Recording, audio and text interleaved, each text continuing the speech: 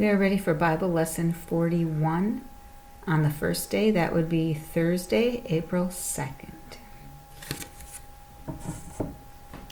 The story today is about Jesus going to Pontius Pilate, and the question we will answer today is, why does Pilate want to set Jesus free? But we need to back up just a little bit. We're going to start in the Garden of Gethsemane. Remember when Jesus went in the Garden of Gethsemane, he was praying there, and he prayed how many times? You are right, 3 times. He prayed 3 times, and what did he pray for? Yes, that if there is a different way to take away everyone's sins and to save the people, he would like a different way. But if there wasn't a different way, he would do it God's way. And so his disciples were doing what at that time? They were sleeping.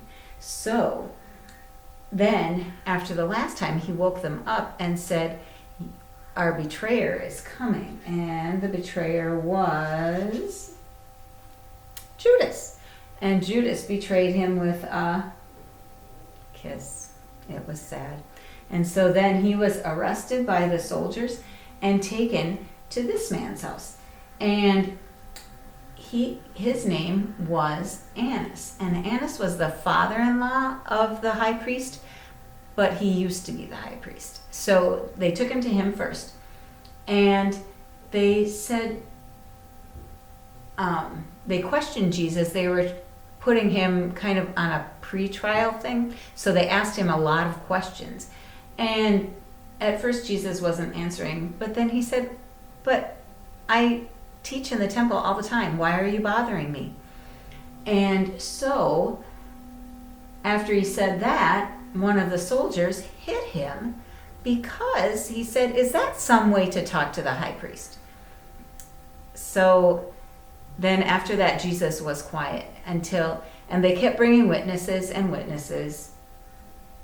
And then they decided maybe they should go to the real high priest. So then they took him to a different place. We're going to pretend we're at a different place now. And that this is the high priest, and his name is Caiaphas. Can you say that with me? Caiaphas. And so Caiaphas was the real high priest.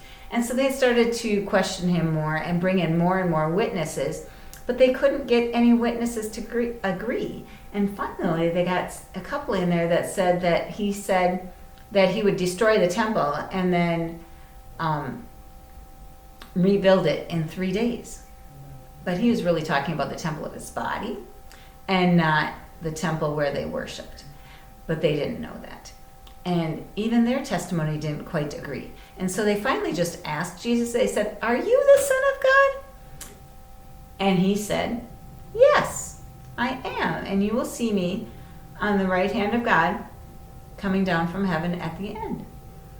And they're like, this is blasphemy. We don't need any more witnesses. This is it. Nobody can say they are God when they are not. And that's what blasphemy is. But Jesus is God, so it wasn't blasphemy for him. But it would have been for any one of them or any one of us.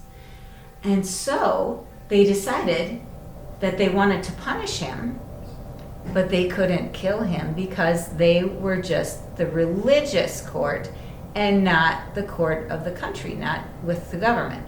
And so they decided they needed to take him to a different place, to the governor of the area, and his name was Pilate. But while all that was going on inside, this is what was going on outside. 2 of the disciples got inside in the courtyard, and we're going to pretend this is the courtyard. And one of them was John, and he was able to get Peter in too. But while Peter was there warming himself by the fire, a servant girl came to him and said, aren't you with Jesus? And he said, oh, no, I don't even know him. And then later, someone else asked him, one of the soldiers, and said, I think you were with him. You have an accent like that. You talk like you were from Galilee. And he's like, oh, no, not me. And it happened a 3rd time. And Peter again said he did not know Jesus. And about the time the 3rd time happened, Jesus was walking from with the soldiers from one building to another, and he looked at Peter, and Peter remembered, and the rooster crowed, and he was so sad. And Jesus just looked at him with love, though. But Peter was so sad. And so he went outside and he cried and he cried and he cried. He was so sad. He was very sorry for his sin. And he said to God, the Father, he prayed to God and asked him if he would forgive him. And God did forgive him.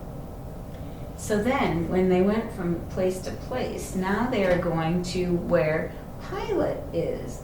And so we need to make it look more like Pilate was here. And I think it goes this way. So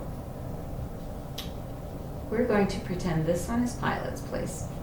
And Pilate was the Roman governor. He was the leader who was not religious. And his name was Pilate. And he had a place inside. But the church leaders didn't want to go inside because it was the Passover and they wanted to be able to eat the Passover, and if they went inside there, they would be unclean according to the regulations, the religious regulations. And so they didn't want to go in. So Pilate had an area outside also, and so we'll pretend he came outside to see them first. And they told him that they wanted to have Pilate put Jesus to death. And so Pilate said, well, what did he do? And they're like, oh, well, he causes all sorts of trouble. He causes riots, and he doesn't like Caesar. He doesn't want to pay taxes. He's just an awful guy. And so then Pilate went back in and he talked to Jesus. And he said, they're telling me all these things about you. What can you tell me about you? Are you really a leader or a king? And he said, yes, I am a king, but my kingdom is not of this world. My kingdom is in heaven. And he said, so what should I do with you? And Jesus said, you have no power except the power that is given to you by God. And so then Jesus said something about the truth. And then Pilate said, well, what is truth? And he went back out and he decided that Jesus was innocent, that he didn't do anything wrong. And so he went to talk to those other leaders. And they were talking to him, and they wanted Pilate to kill him yet. And Pilate said, oh, he hasn't done anything wrong. Oh, but he's from Galilee and he has done awful things. He claims to be the Son of God. And so when he heard he was from Galilee, he said, ooh, let me send him to Herod, who is here. He's the leader at Galilee. And so we're going to pretend he went to where Herod, where did Herod go? Herod is this one. We're going to pretend this one is Herod, even though he's facing the wrong direction. And so Herod talked to Jesus, and he was like, ooh, this is great, because I've heard Jesus does miracles. Maybe he'll do a miracle for me. Is Jesus like a magician, though? No, he wouldn't do a miracle just on command. So what they did is the soldiers beat him and they hit him. And do you see how he has owie marks on him? And so then all those red marks, and they hurt him and they spit on him, and then they put this purple robe on him and pretended he was a king and said, "Hail, King of the Jews." And then they'd spit on him and they'd hit him. It was awful. They were so mean to Jesus. But he wouldn't do a miracle for Herod. And so they sent him back to Pilate. And they left that purple robe on there. Oops. And they also put a crown of thorns on his head. And they sent him back to Pilate. And Pilate said, well, maybe if I have them whip you, then they will think that's enough and they will let you go. So they took him outside and they whipped him, and he had all those marks on his back because they hurt him. And they had that crown of thorns, and they would push it into his head, so his head was bleeding. It was so awful. They hurt him so much. He was in so much pain. And he hadn't eaten in a long time, and he hadn't slept in a long time. It was awful. And so after that, Pilate took them all outside again. So we're going to kind of just pretend that they're outside and all the people are out there. And we'll put the high priest back over here too. And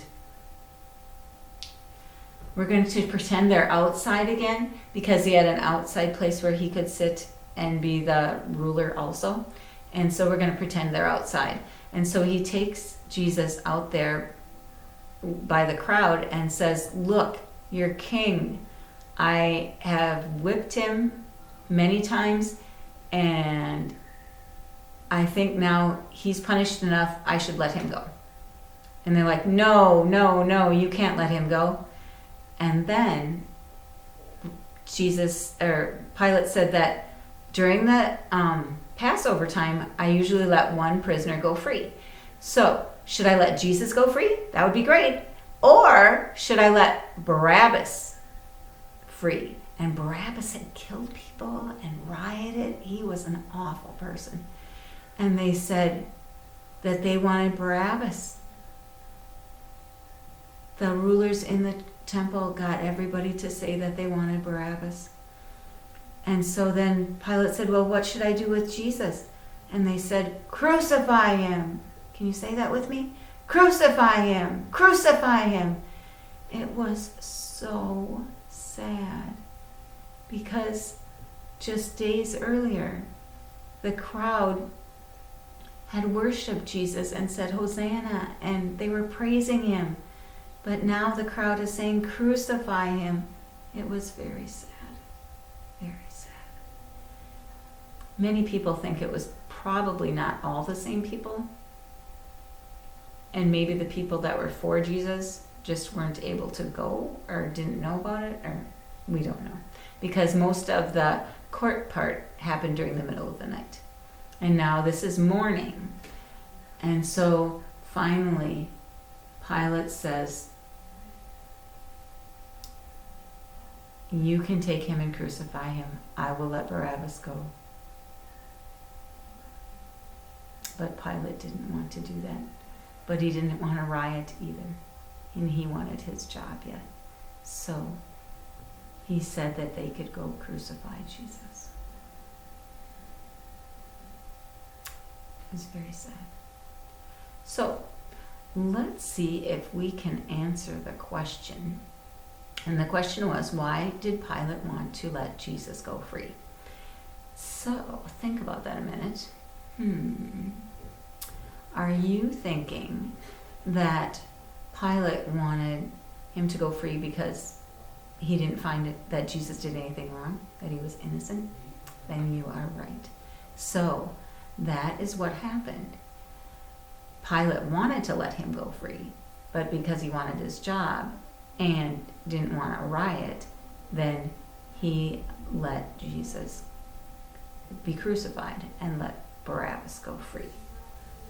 So if you want to review the story, then you may read it on the story sheet, or you can read more in that booklet that I showed you the last time.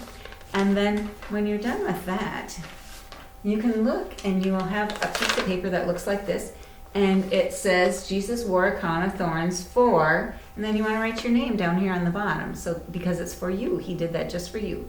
And so you want to color the crown part in brown, the crown of thorns, and then you have pieces of toothpicks that are broken up that you can use your glue stick, and you want to use your glue stick and glue on there and glue those on. And then it'll look more like a crown of thorns. So that's your project for this lesson, and that's the end.